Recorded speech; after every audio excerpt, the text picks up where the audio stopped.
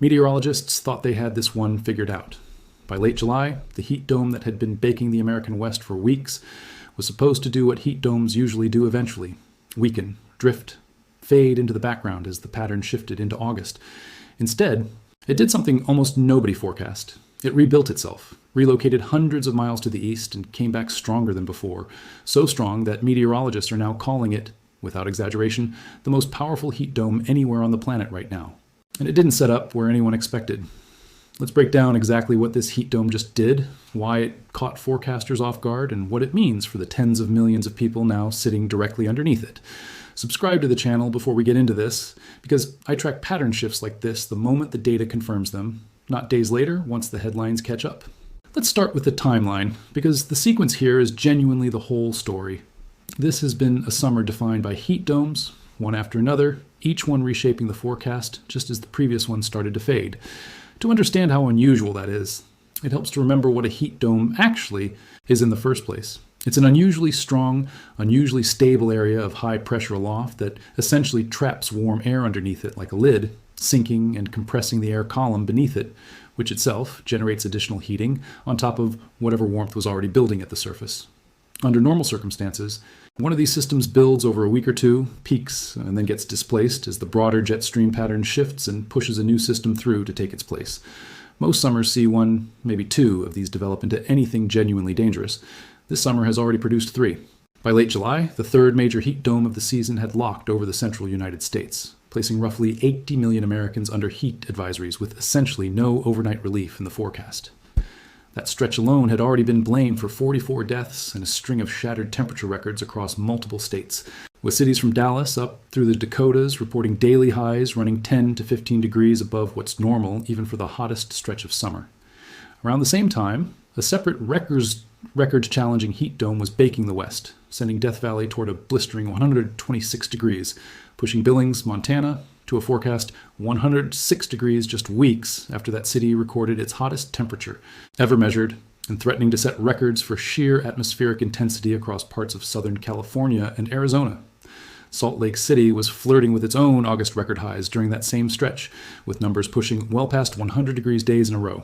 Forecasters watching that pattern through late July genuinely expected it to behave the way most heat domes eventually do: build, peak, and then break down as a new weather system finally pushed through and reorganized the broader pattern across the country. That's the textbook life cycle, and it's the one the seasonal outlooks and the medium-range models were both leaning toward heading into the first week of August. That's not what happened.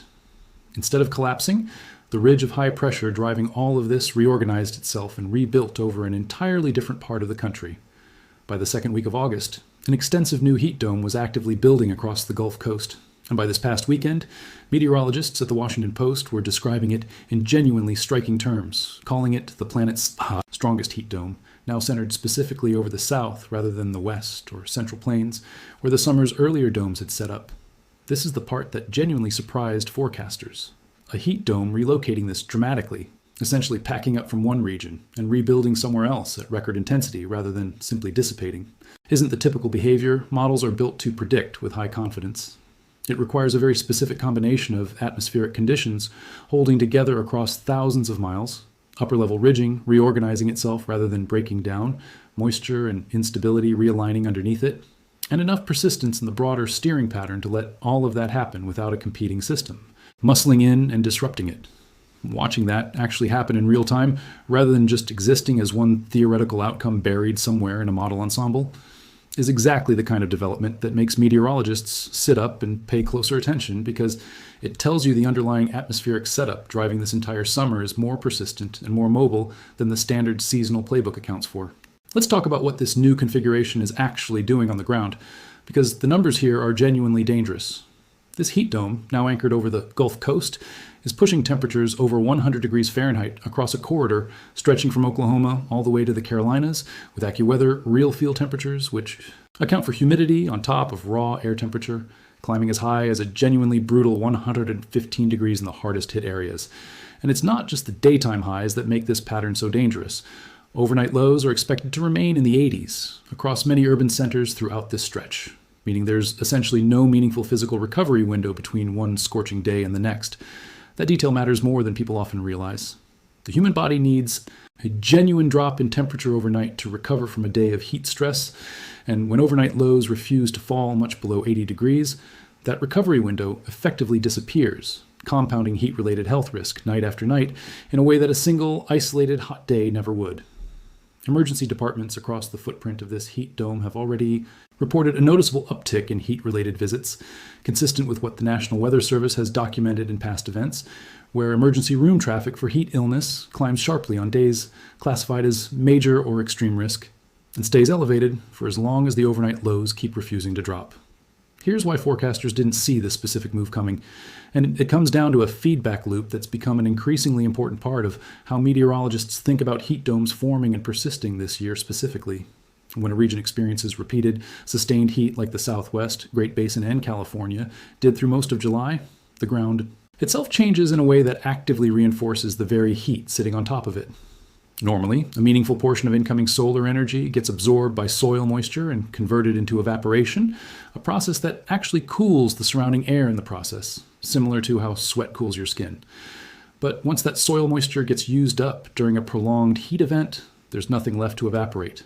Instead of that incoming energy going toward evaporative cooling, it converts directly into what meteorologists call sensible heat, meaning it just directly raises the air temperature instead. This creates a self-reinforcing loop where the land surface itself becomes hotter and drier the longer a heat dome sits over it, which in turn makes it considerably easier for high pressure to stay locked in place, or in this case, for the underlying atmospheric conditions supporting the ridge to essentially transfer and rebuild somewhere new rather than breaking down entirely.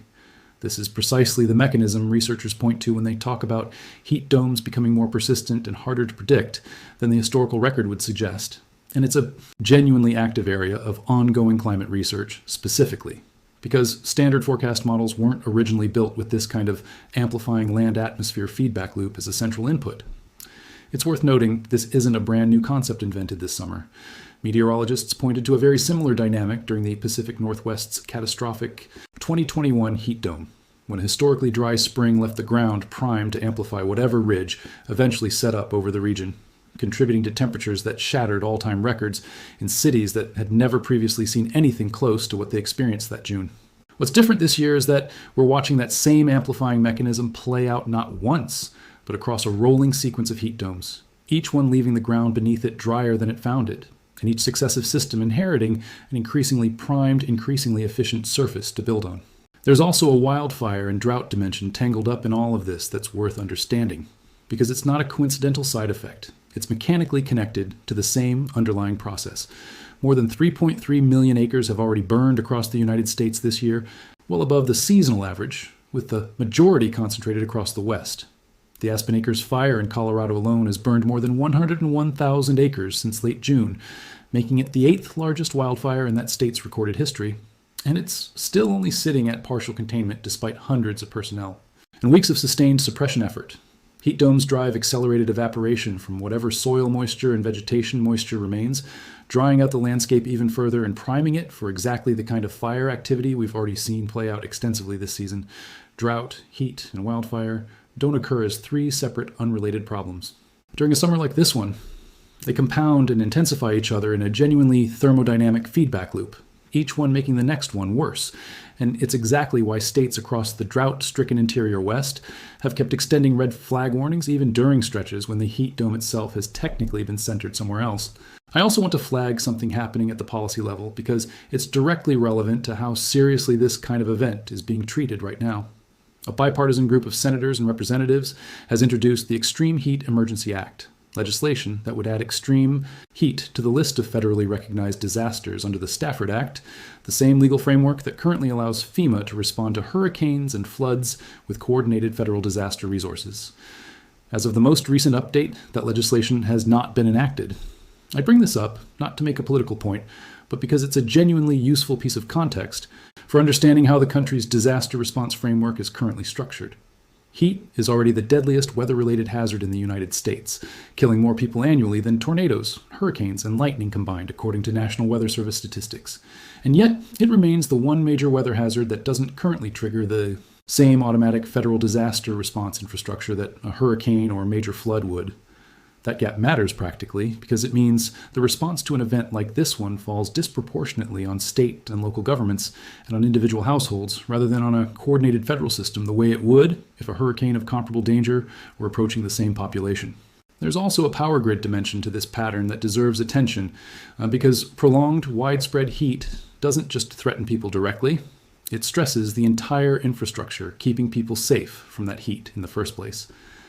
When overnight lows stay elevated across a footprint this large for this many consecutive days, electricity demand for air conditioning doesn't just spike during the afternoon peak the way it typically would. It stays elevated around the clock, since air conditioning units never really get to power down and rest the way they would during a normal summer night. Grid operators across the footprint of this heat dome have been issuing conservation appeals and monitoring reserve margins closely, because a grid under sustained strain like this carries genuine risk of localized outages precisely when air conditioning access matters most, which is exactly the scenario that turns a dangerous heat event into a genuinely deadly one for anyone caught without power in the middle of it. So let's talk about what all of this actually means if you're anywhere within this heat dome's current footprint, from Oklahoma through Arkansas, Tennessee, and across toward the Carolinas and the broader Gulf Coast. This is exactly the kind of pattern where the danger isn't a single dramatic event you can point to. It's the cumulative, compounding stress of consecutive days without meaningful relief, day or night. If you don't have reliable air conditioning, or if you know someone who doesn't, particularly anyone elderly or managing a chronic health condition, treat access to a cooled space as a genuine priority right now, not a nice to have. Most cities in this heat dome's footprint have designated cooling centers open specifically for exactly this kind of event, and it's worth knowing where your nearest one is before you actually need it. Limit strenuous outdoor activity to the earliest morning hours if you can't avoid it entirely, since even early morning temperatures in this pattern are running well above what would normally be considered safe for sustained physical activity. Stay ahead of hydration rather than reacting to thirst, since thirst is already a lagging indicator of dehydration, particularly in high humidity heat, where sweat isn't evaporating efficiently enough to actually cool you the way it would in drier conditions. Know the warning signs of heat exhaustion versus heat stroke specifically, since heat stroke, marked by confusion, hot and dry or unusually flushed skin, and a rapid pulse, is a genuine medical emergency requiring immediate cooling and emergency care, not a wait-and-see situation. And check in directly on elderly neighbors, family members, or anyone you know living alone, since heat-related deaths disproportionately affect people who don't have someone checking in on them regularly during exactly this kind of extended oppressive stretch.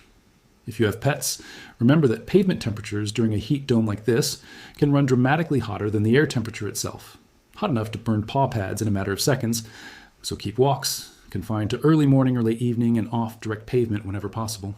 If you're traveling through this footprint rather than living in it, the same guidance applies with a bit of extra caution layered on top, since travelers are often less familiar with where the nearest cooling resources actually are. Build extra water into any road trip through this corridor. Check your vehicle's cooling system before a long drive, since a breakdown in this heat carries real risk on its own, and avoid scheduling strenuous outdoor activities, hikes, ball games, extended time at outdoor attractions during the peak afternoon hours if you have any flexibility in your itinerary at all. I'll be watching closely to see whether this heat dome follows the same pattern its predecessors did earlier this summer, building, peaking, and eventually giving way to a genuine pattern change, or whether it does something else unexpected the way it already has once this season, given how this specific system just demonstrated its capacity to rebuild and relocate rather than simply fade out. I'm not taking anything about its eventual breakdown for granted, and I'll bring you a full update the moment the forecast picture becomes clearer, whether that's confirmation this one is finally winding down or evidence it's preparing to do something else nobody's expecting yet again. Subscribe so you don't miss that follow-up, and drop a comment letting me know how this heat has been hitting where you are, especially if you're anywhere in that Oklahoma to Carolinas corridor currently sitting under this thing. I read every one of these, and it genuinely helps me understand how a pattern like this is actually landing on the ground versus what the models and outlooks show from above. Stay heat aware, check on the people around you, and I will see you in the next one.